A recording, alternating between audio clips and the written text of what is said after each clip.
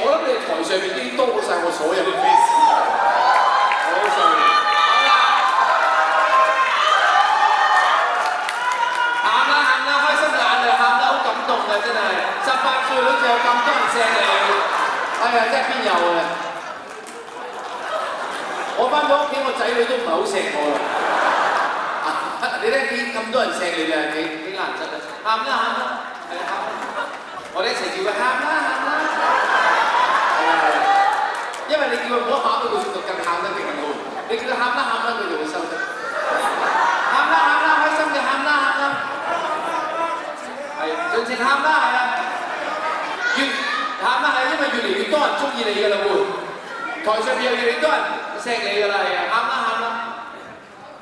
OK 啦 OK 啦，嗱係咪很多人叫佢喊啦喊啦得㗎？好啦，係支持你有少少説話想同大家講。係因為我想講可以由一個咁細嘅團隊變成一個咁大嘅團隊，首先係要好多謝大家嘅支持同埋支持，亦都好多謝大家咁體諒我呢一個人，然後唔係幾識得表達，然後又一開頭可能會有啲酷地，但係好多謝大家中意呢一個我，仲有我好開心而家可以同大家慢慢熟絡，因為我係一個好慢熱嘅人，然後一開頭可能會好靜，但係到後尾我可以同大家玩埋一齊，都要好多謝大家嘅陪伴，仲有好多謝大家出席今日嘅呢一個活動，仲有好多謝大家見證住我嘅成長，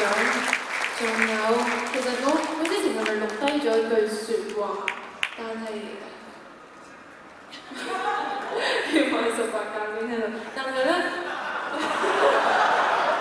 但係入面真係有我一直以嚟想同大家講嘅説話，咁我可以喺度透露少少嘅就係講乜嘢咧？就係一個表白啦，然後我之前唔係一直收埋話唔想俾大家知道嘅，但係我唔記得咗暫時係咁樣先啦。同埋我睇咗之前睇咗一段影片係我好感動嘅，就係應該係一個 fans 剪出嚟嘅，佢就係我唱隱形的翅膀。咁其實呢一首歌係陪伴咗我好耐嘅一首歌，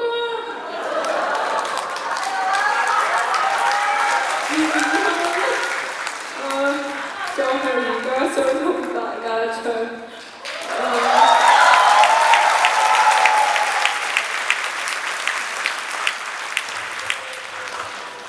嗰一首歌